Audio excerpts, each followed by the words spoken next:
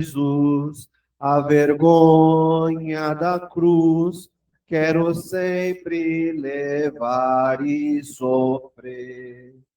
Ele vem me buscar e com ele no lar, sua glória para sempre vou ter. Sim, eu amo a mensagem da cruz, suas bênçãos eu vou proclamar. Levarei eu também minha cruz, até por uma coroa trocar.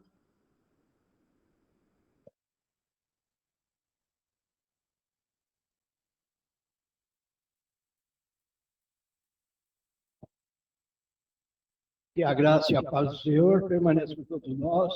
Em nome de Jesus. Amém. Irmãos, Deus não escolhe os capacitados, mas capacita os escolhidos. Amém? Então nós, na presença do Senhor, agora, vamos ter o alimento, esse alimento maravilhoso que é a palavra do Senhor. A fé ela é descrita em Hebreus, capítulo 11, versículo 1, como firme fundamento das coisas que se esperam. É a prova das coisas que não se veem. Não é apenas um pensamento positivo, é uma certeza que está estabelecida na palavra de Deus, que é sustentada dia a dia após dia. Mas as dificuldades e desafios ao longo da vida não foram descartados. Pelo contrário, o próprio Jesus alertou em João 16:33, que no mundo tereis aflições, mas tem de bom ânimo, porque eu venci o mundo. Amém. Então, meus amados, o reino de Deus, ele requer muito sacrifício, muita vigilância. O reino de Deus, ele exige que nós andemos em santificação, que nós andemos sempre observando o nosso modo de vida. Porque qualquer deslize, nós estaremos saindo fora daquilo que é da vontade de Deus. Então, o reino de Deus, o reino dos céus, exige sacrifício. Na linguagem bíblica, irmãos, as 10 virgens citadas na parábola do Senhor Jesus correspondem às pessoas espontaneamente fiéis a Deus, que comungam a mesma fé, que estão sempre servindo a Ele. Mas entre elas, metade era prudente e perseverante, e as outras eram loucas, pois apesar de serem também virgens fiéis, a manifestar suas lâmpadas, ao ver que as suas lâmpadas estavam apagadas, elas também eram virgens, mas tinham as lâmpadas tudo junto. As suas lâmpadas acesas foram deixadas de relapso. Então, tinha 10 virgens. 5 prudentes e 5 loucas. As prudentes, além de levar suas lamparinas acesas, cheias, levaram óleo com reserva. Mas aquelas 5 nécias não levaram o azeite suficiente.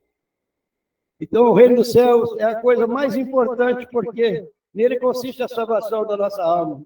Por isso, a nossa prioridade deve ser o reino dos céus, a seguir o Senhor passo a passo. Estando nos lugares que pode corromper, não estando no lugar que possa corromper a nossa boa consciência. E as loucas não viviam isso. Elas estavam indo em encontro do noivo, mas ao mesmo tempo não estavam cuidando do azeite, da reserva, como manteria a chama das lâmpadas acesas. Então, aí está a negligência, aí está a imprudência, né, irmão? Então, da mesma forma, muitas pessoas estão levando a sua fé ao encontro com o noivo e a conquista do reino do céu de forma relaxada.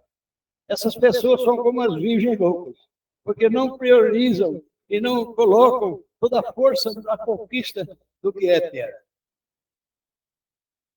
Então, tudo neste mundo é passageiro, mas a conquista do reino dos céus é para toda a eternidade. Então, sendo assim, quem tem o foco do reino dos céus não se dispersa por outra coisa, mas faz como as virgens prudentes, que além de levar as lâmpadas acesas, levaram quantidade de azeite para o caso do noivo demorar e terem como suprir essas necessidades.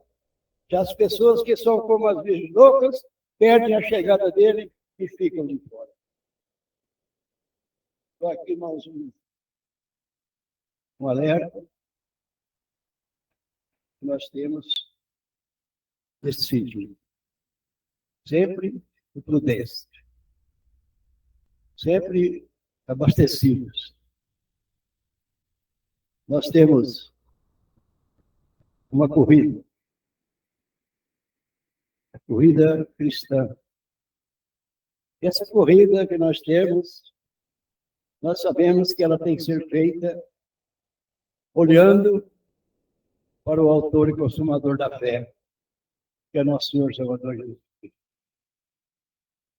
Nessa corrida, nós temos que desfazer de tudo o que é pesado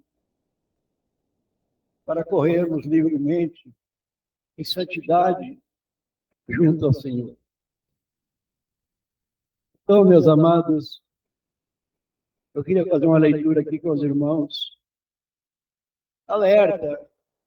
Aquilo que o apóstolo Paulo via, ele ia, ele sentia, ele comparava.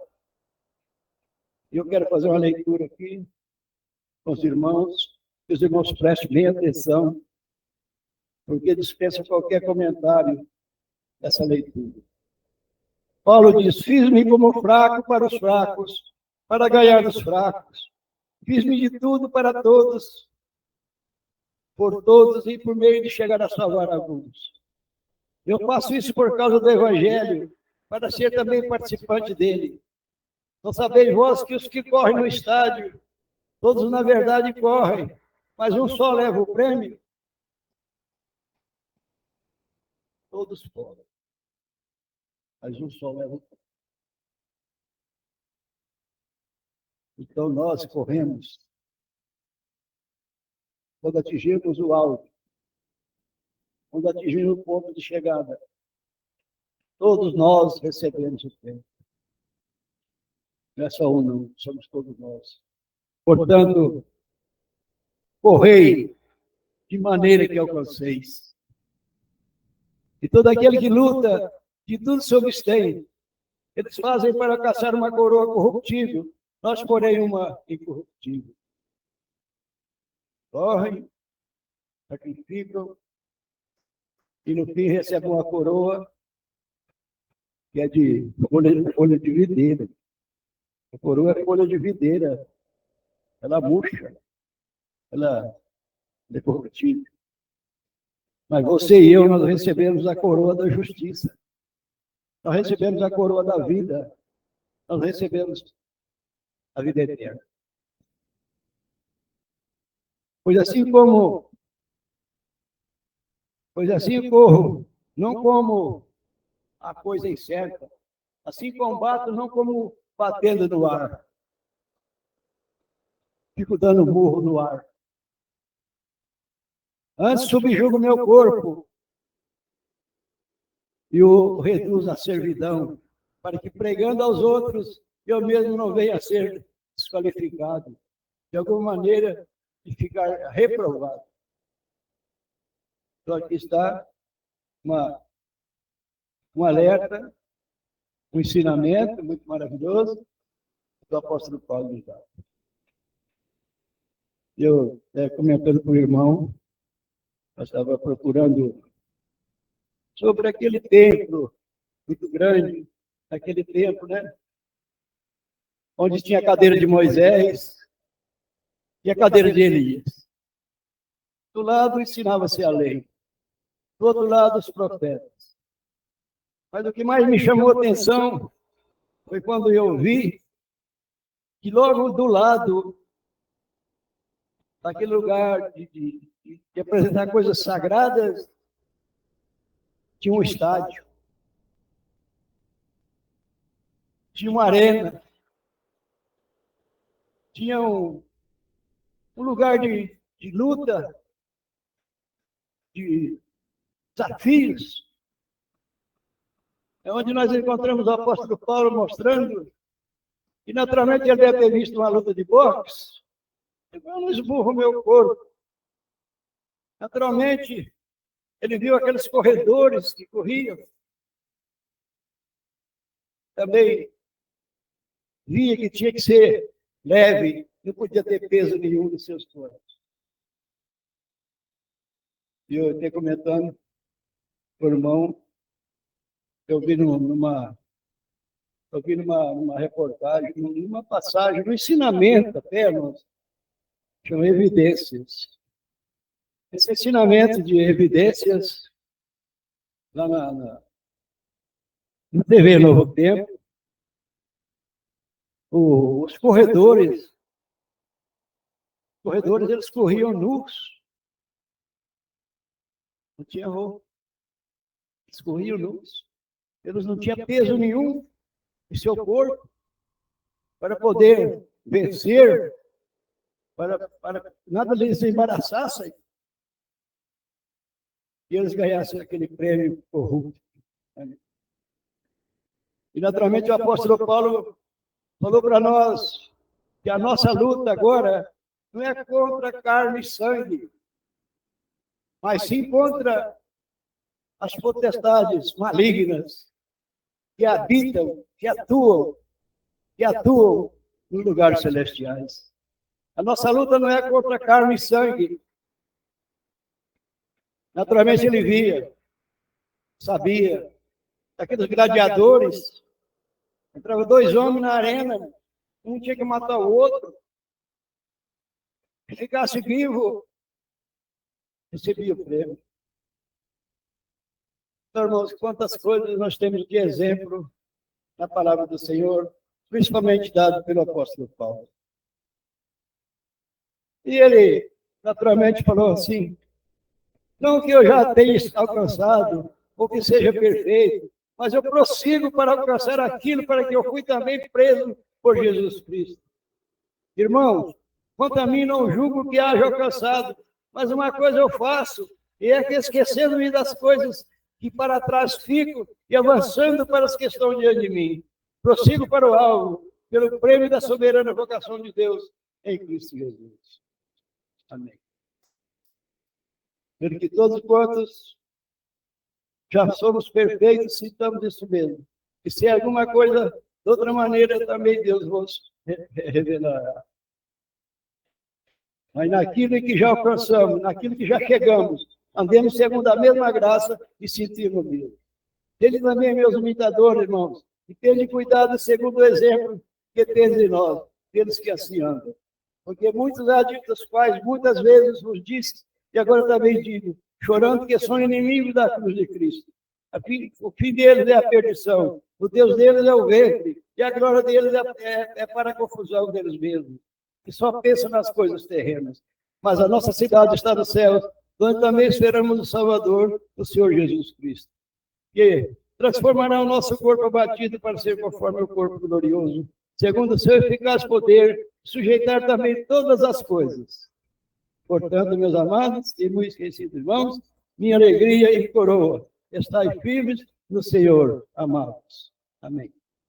Então, aqui nós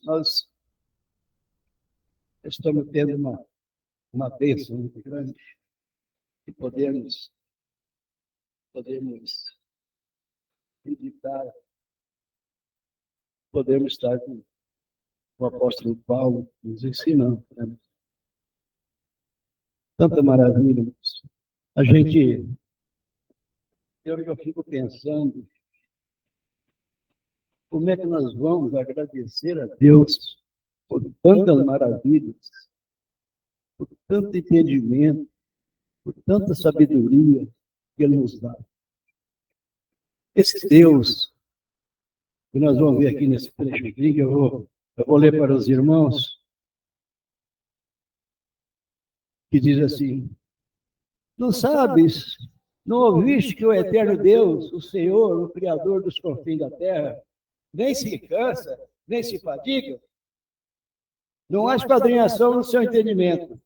Dá vigor ao cansado e multiplica as forças que não têm nenhum vigor. Os jovens se cansarão e se fadigarão, e os ovos certamente cairão. Mas os que esperam no Senhor renovarão as suas forças e subirão com asas como águias. Correrão e não se cansarão, caminharão e não se fatigarão. O que nós queremos? Aqui está o nosso Deus, nosso Pai, Deus forte, que não se cansa, não se fadiga, e Ele nos dá tudo o que precisamos. Meus irmãos, continue a orar por mim, para que eu seja cada dia mais abençoado pelo Senhor. Eu sou fraco, não sei, não tenho argumento próprio, mas o Espírito Santo do Senhor fala, né? Tudo que nós vimos aqui, o Espírito Santo nos falou, nos alertou, nos mostrou que nós temos que nos desvencilhar de todo o peso do pecado que está em Cristo Jesus. Amém? Amém.